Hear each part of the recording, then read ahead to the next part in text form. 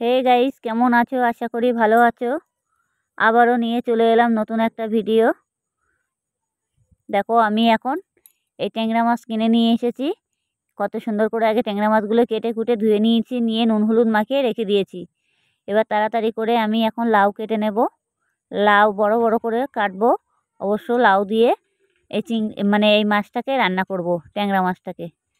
আর ভালো লাগলে like comment করবেন, আর সব বন্ধুদের কাছে অতি অবশ্যই শেয়ার করে দেবেন। যাই হোক, আমি এবার সবজিটা কেটে নিয়েছি ঝটপট করে। এটাকেও কত বড় বড় করে একটু লাউ কেটে নিয়েছি ডুমো ডুমো করে। এর মধ্যে দুখানা আলু দিয়েছি, আর হচ্ছে লঙ্কা দিয়েছি 3 পিস। যাই হোক, আপনারা যেমন লঙ্কা খাবেন তেমন দেবেন, কোনো অসুবিধা নেই। এখানে 1 পিস পেঁয়াজ দিয়েছি। খালি আমি একটু পেঁয়াজ ফোড়ন দেবো, আর একটু তোমার 5 ফোড়ন দেবো। দিয়ে আমি এটা তরকারি করব, বেশি কিছু মশলা দেবো না, একটু হালকা করে রান্না করব। হালকা বলতে কি, একটু ঝোলটা থাকবে না, মাখা মাখা করে করব। যার জন্য আমি তাড়াতাড়ি করে ঝটপট কেটে কুটে নিয়ে থালায় ধুয়ে নিয়ে আগে লাউটাকে খোসা ছাড়িয়ে ধুয়ে নিয়েছি। ধুয়ে নিয়ে তারপর আমি কেটে নিয়েছি। যেটি হোক, আমি লাউটা জলের মধ্যে দিইনি। জলের মধ্যে দিলে তাহলে এটা জল ছেড়ে দেবে, আর লাউতে এমনিতে জলে ধুয়ে তো রাখা যায় না, লাউটা তার আগে কেটে নিতে হয় ধুয়ে। খোসা ফেলে গোটা ধুয়ে নিয়ে তারপরে আমি কেটে নিয়েছি।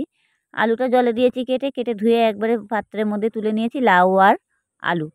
অবশ্যই এইভাবে গরমের সময় তো সবসময়ের জন্য এইভাবে সবজি রান্না করে খেলে কি হবে, তার শরীরটাও একটু ভালো লাগবে, হালকা তরকারিটা। বেশি মাল মশলা ছাড়া গরমের সময় লাউ খাওয়া খুবই উপকারী, আর শরীর ঠান্ডা থাকে লাউ থেকে এমনিতে। অবশ্য আবার অতিরিক্ত যখন তাদের ঠান্ডা লাগে তাদের কিন্তু খাওয়া যাবে না। যেটি হোক, আমি কড়াটা বসিয়ে দিয়েছি তাড়াতাড়ি করে, দিয়ে এখন কড়াইতে তেল দেবো আমি। তেল দিয়ে ভালো করে কড়াইটা দেখে নিচ্ছি আমার কড়াইটা গরম হয়ে গেছে। তো মাছগুলো দিয়ে দেবো। মাছগুলো দিয়ে আমি ভালো করে ভেজে নেবো, বড় বড় ট্যাংরা মাছ অবশ্য। দেখতেই পাচ্ছ আমি এই মাছগুলো নিয়ে এসেছি অনেকটা, আজকে আমাদের লোক কম বলে সেজন্য আমি এখানে 3 পিস মাছ আছে, 1 পিস লেজা 2 পিস মাথা দিয়ে আমি রান্না করছি। যাই হোক, এবার এটাকে আমি রান্না করে নেবো। যেটি হোক, আমার মাছটা খুব তাড়াতাড়ি ভাজা হয়ে গেছে। মাছটা উল্টে পাল্টে তাড়াতাড়ি করে আমি তুলে নিলাম, নিয়ে আমি একটু 5 ফোড়ন দিয়ে দিয়েছি। 5 ফোড়ন দিয়ে আমি এটার ভিতরে এখন পেঁয়াজগুলো দিয়ে দিয়েছি। যেটি হোক, আমার একটু সমস্যা হচ্ছে, আমার ঘরটা ভাঙাচুরো তো, যার জন্য আমি ভাঙা ঘরে আছি। আমরা ঘর তৈরি করছি, তো এই কারণে ফোনটা ধরতে পারছি না, যার জন্য অন্ধকার অন্ধকার লাগছে।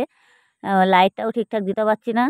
এবার দেখো, আমি নুন হলুদ আর জিরের গুঁড়ো দিয়ে দিয়েছি।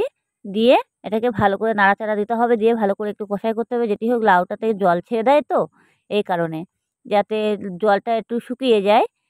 হ্যাঁ, জলটা না শুকিয়ে গেলে এখন তো জল দেওয়া যাবে না তরকারি, তাহলে কোনো আসবে না, টেস্টি আসবে না। দেখতেই পাচ্ছ, দেখো কত সুন্দর কালার চলে এসেছে। এমনিতে লাউটা অবশ্য কোনো জল ভাবটা নেই আর কি, সেরকম জল ভাবটা যাতে না থাকে সেরকমভাবেই এটাকে ভালো করে কষাই করতে হবে। আর একটু কষাইটা যত ভালো করে সবসময় যেন করবেন, তরকারির টেস্টটা বেশি পাওয়া যায়। দেখতেই পাচ্ছ, দেখো আমার তরকারির কালারটাও চলে এসেছে। এবার ভাজতে ভাজতে যা হয় আর কি, ভাজলে সবজিটা এমনি টেসে যাবে।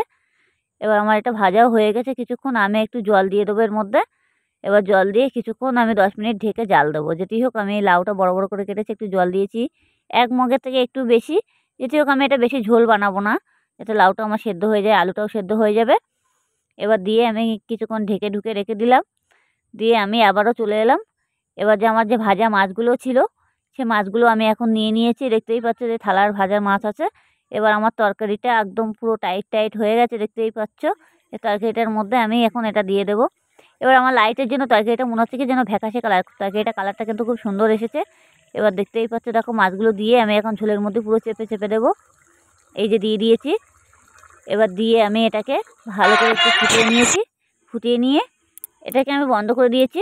মনে হচ্ছে যেন আমি কোনো মাল মশলা কিছুই দিইনি, কিন্তু আমার লাইটের জন্য এরকমই মনে হচ্ছে। কিন্তু আমার লাইটটা ভীষণ সমস্যা হচ্ছে, আমি ভাঙা ঘরে আছি তো, আমরা ঘর ভেঙেছি, যার জন্য আমার তরকারির কালারটা এরকমই মনে হচ্ছে। যাই হোক, কিছু মনে করবে না, তরকারিটা কালারটা খুবই সুন্দর এসছে। ভালো লাগলে লাইক কমেন্ট করবেন, আর সব বন্ধুদের কাছে অতি অবশ্যই শেয়ার করে দেবেন।